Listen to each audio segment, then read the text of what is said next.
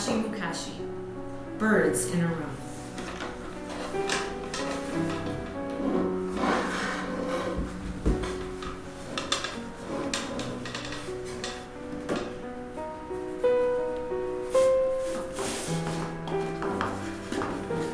On a cold, dark, wet, snowy night, one artist among millions of others walked into a classroom to learn about teaching and art.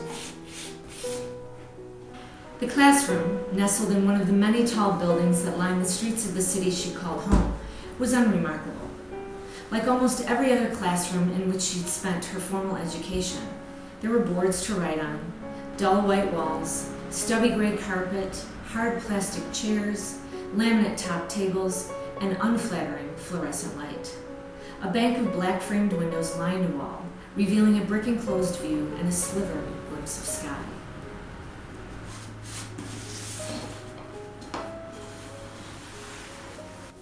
Except, taped on a slice of wall between the windows was a small sign. Please do not leave the windows open. Birds may come in and make a mess.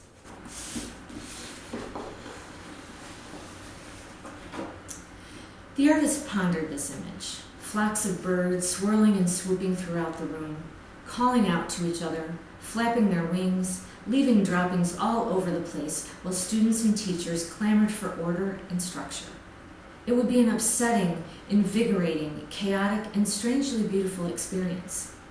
But it was too cold and too dark to even open the windows. Now, as dull as the room looked, the hours the woman spent in it were anything but. Some evenings when she entered, she was frazzled, distracted, frustrated. However, each time she left the room, she was energized, engaged, and encouraged by her experiences and the community she found forming there. One evening, her eye again caught sight of the sign on the wall.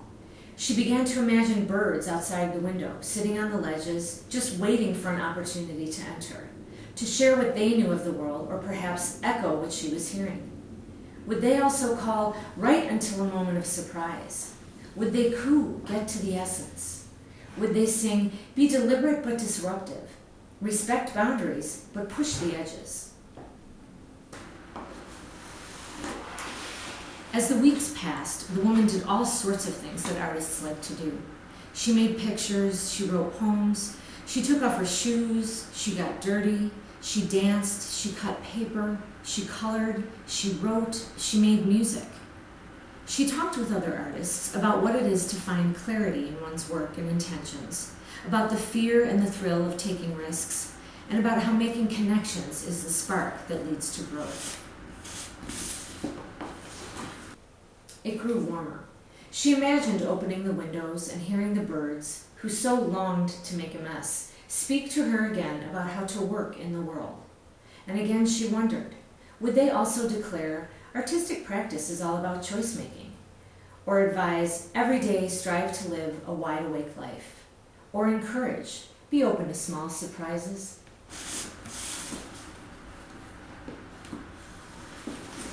Each time the woman was forced to face obstacles while in the classroom, she learned to trust her new community to help her, to help each other, find new ways around and over and across and through them.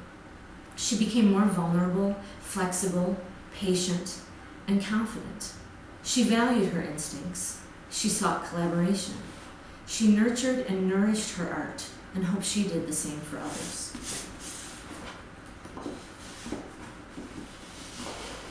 More time passed. More counsel from around the room. Imagine as birds speak. Let questions beget questions. Be seen to truly see. If you're going to make a mistake, be brave and err on the side of having an experience. The artist learned to listen, let go, and struggle, and to listen, let go, and struggle some more, and to welcome all of it. In struggling, grappling with concepts and wrestling with ideas, she found that not just her thoughts, but her heart and her voice moved forward, so that when she left the room, she cared more than ever before in a community of artists supporting artists, and about giving her own art the space and time it deserved, so that uninhibited, she could work to share it with others. The days grew warmer, the light lingered even as time in the classroom among her community of artists drew to a close. During her last visits, she thought she heard the birds come to their own conclusions, out there on the ledge on the other side of the window. Art is a very big promise to make, to others and to oneself, observed a large bird.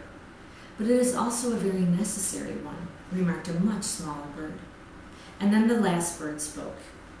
The artist must be brave, because it is so hard, and she shouldn't be afraid to make a mess. The artist knew it was time to open the windows, and so she did.